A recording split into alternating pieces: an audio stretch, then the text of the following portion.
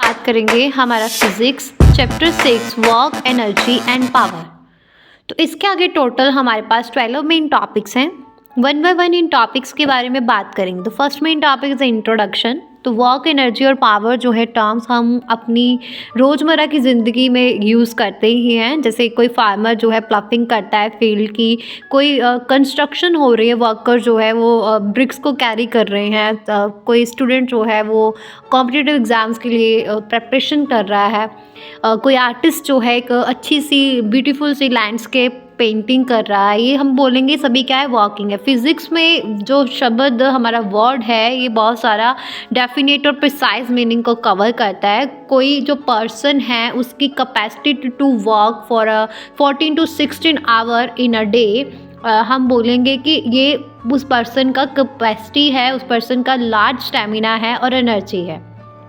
Okay जैसे we admire long distance runner for her stamina और energy जो है ये कैपेसिटी है to do work.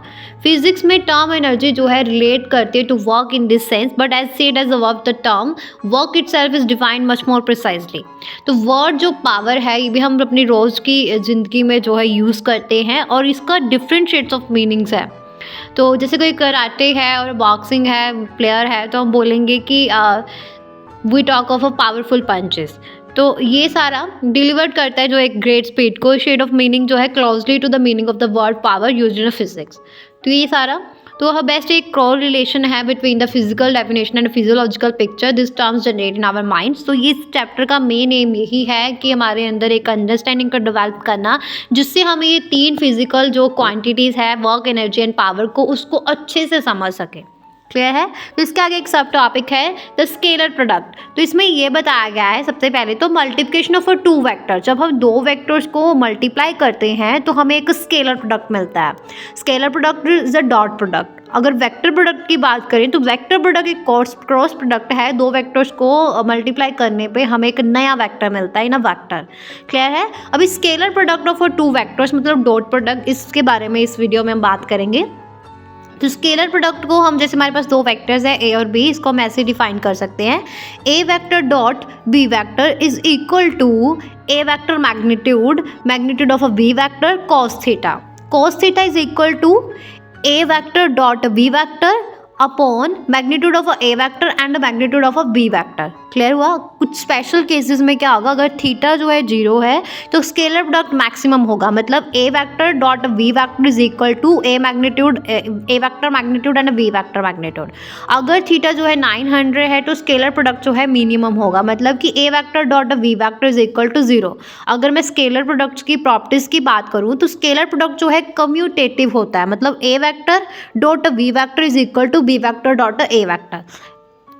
Scalar product जो है ये डिस्ट्रीब्यूटिव लॉ को ओबे करता है, मतलब A vector dot B vector plus C vector is equal to A vector dot B vector plus A vector dot C vector. Clear है। और multiplication with any real number, multiplication करता है किसी भी रियल नंबर के साथ, मतलब कि A vector dot lambda B vector is equal to lambda A vector dot B vector. For the orthogonal unit vectors I cap और dot I cap is equal to j cap dot j cap is equal to k cap dot k cap is equal to 1. I cap dot j cap is equal to j cap dot k cap is equal to k cap dot I cap is equal to 0. अगर ए vector जो है वो equal है A X I cap plus A Y J cap plus A Z K cap, और B vector जो है वो equal है B X I cap plus B Y J cap plus B Z K cap, तो A dot A vector dot B vector is equal to A X B X plus A Y B Y plus A Z B Z. मतलब A vector is equal to under root A square X plus A Y square और plus A Z square, और B vector is equal to under root B X square plus B Y square plus B Z square. तो हम बोल सकते हैं कि A vector dot A vector is equal to A magnitude vector and A magnitude vector cos theta is equal to A square is equal to A X square plus A Y square plus A Z square. Okay clear हुआ यहाँ तक। हाँ जी। तो यहाँ पे हमारा जो first main topic है इंट्रोडक्शन ये फिनिश होता है।